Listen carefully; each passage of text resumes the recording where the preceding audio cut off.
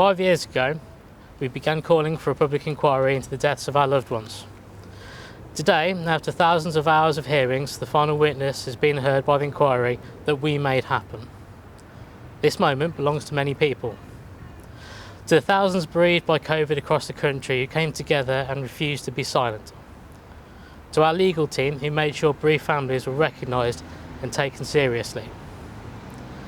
To the campaigns and trade unions who stood alongside us when we demanded a judge-led public inquiry. This happened because ordinary people refused to be ignored. A public inquiry is one of the few ways ordinary people can force answers into the open. Documents are disclosed, decisions are examined. The powerful are forced to answer for their actions. Over the years, we've heard hundreds of hours of evidence, and although only 2 of the 10 reports have been published so far, the inquiry's verdict on those in power during the pandemic has already been damning. Thousands of lives cut short because of government incompetence, chaos and callousness.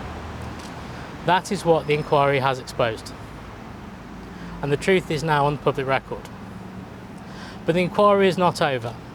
Over the next 2 years, the inquiry will publish further reports on healthcare, PPE, care homes and more.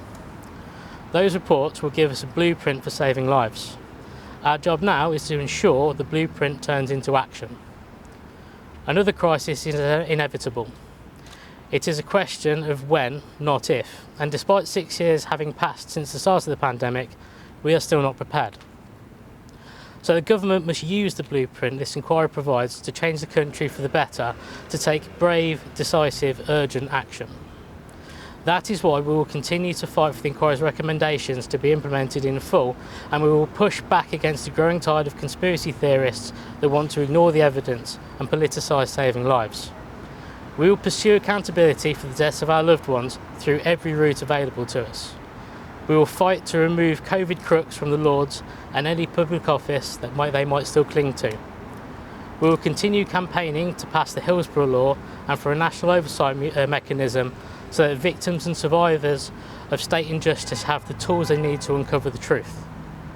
We will ensure that the country continues to remember those we lost and the cost that the pandemic continues to exact on everyone, from the bereaved to those suffering with long COVID. We will keep fighting for justice.